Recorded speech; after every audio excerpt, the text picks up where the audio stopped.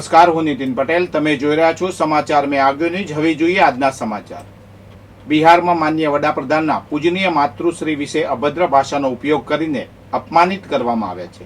તેના વિરોધમાં આજરોજ તારીખ 10/9/2025ને બુધવારના રોજ બપોરે 1 થી સાંજે 3:30 કલાક સુધી ડિસ્ટ્રિક્ટ બેંકની સામે ટાઉન હોલ ખાતે મહેસાણા જિલ્લા ભાજપ મહિલા મોરચા દ્વારા ધરણા, પ્રદર્શન અને આવેદનપત્ર આપવાનો કાર્યક્રમ યોજાયો હતો.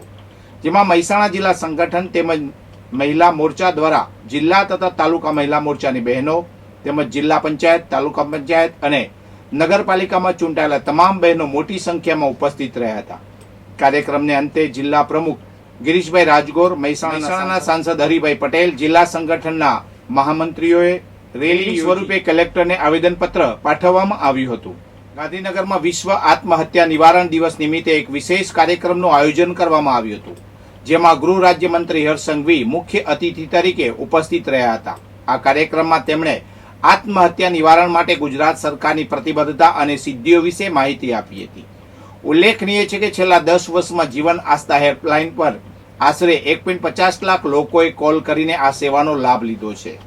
આ અવસરે ગૃહ રાજ્યમંત્રી હર્ષ સંઘવીએ જણાવ્યું હતું કે છેલ્લા 10 વર્ષમાં જીવન આસ્થા હેલ્પલાઇન પર આશરે 1.50 લાખ લોકોએ મદદ માટે કોલ કર્યા છે. આ આંકડો દર્શાવે છે કે આપણે લોકોના જીવન બચાવવાના કાર્યમાં દેશમાં પ્રથમ સ્થાને છીએ. તેમણે એક મોટી જાહેરાત કરતા જણાવ્યું હતું કે હવે આત્મહત્યા નિવારણ માટેની આ જીવન આસ્થા હેલ્પલાઇન 180023333330 ને ઇમરજન્સી હેલ્પલાઇન સાથે 112 સાથે જોડવામાં આવશે, જેથી મદદ તાત્કાલિક અને વધુ અસરકારક રીતે મળી રહે.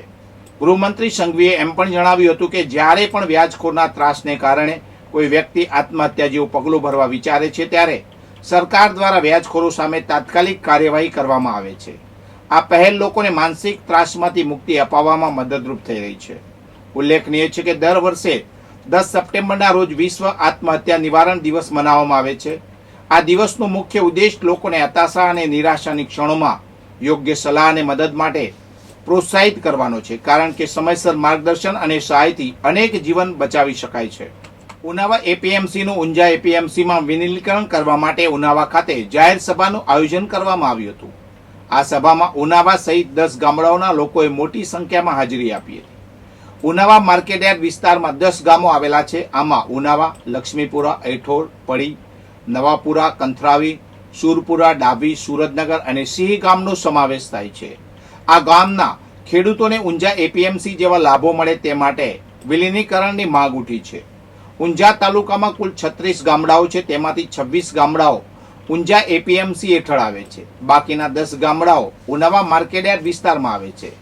ઊંઝા માર્કેટયાર્ડ વિસ્તારના ખેડૂતોને અનેક લાભો મળે છે, જ્યારે ઉનાવા એપીએમસી હેઠળના 10 ગામોના ખેડૂતો આ લાભોથી વંચિત છે. કડી તાલુકાના નાની કડી વિસ્તારમાં આવેલ ગોકુલધામ બંગલોઝમાં ચોરીની ઘટના સામે આવી છે. ગોકુલધામ બંગલોઝમાં રહેતા ગોવિંદભાઈ ગોરધનભાઈ પટેલ અને તેમની પત્ની 17 ઓગસ્ટના રોજ મૂડી તાલુકાના સારાગામ ખાતે રહેતા તેમના દીકરાને મળવા ગયા હતા. દંપતી ઘરે ન હોવાનો લાભ લઈને તસ્કરોએ તેમના મકાનને નિશાન બનાવ્યું. તસ્કરોએ મકાનનું લોક તોડી અંદર પ્રવેશ કર્યો અને તિજોરીમાંથી 1 લાખ રૂપિયાની રોકડ રકમ ચોરી કરી ફરાર થઈ ગયા હતા. પડોશીઓએ ગોવિંદભાઈના દીકરા જીતેન્દ્રને ફોન કરીને ચોરી થયાની જાણ કરી. આ માહિતી મળતા જ ગોવિંદભાઈ તાત્કાલિક પોતાના ઘરે પરત ફર્યા.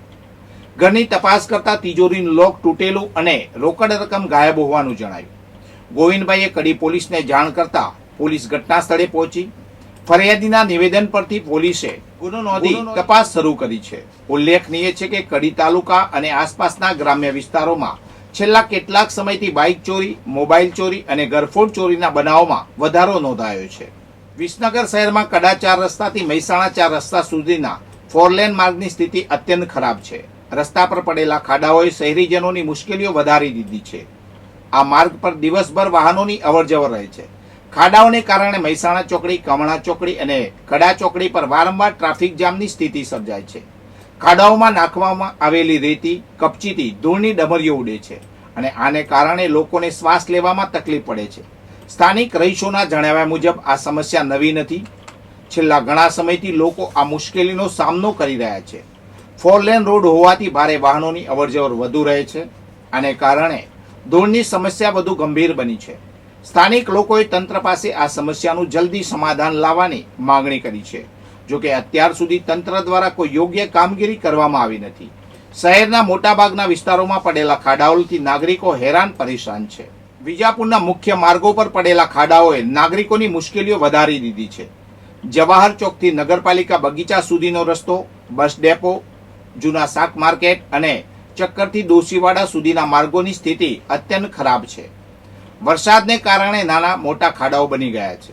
આ રસ્તાઓ પર વાહન ચાલકો, રાહદારીઓ અને લારીઓવાળાઓને અવરજવરમાં ભારે મુશ્કેલીનો સામનો કરવો પડી રહ્યો છે.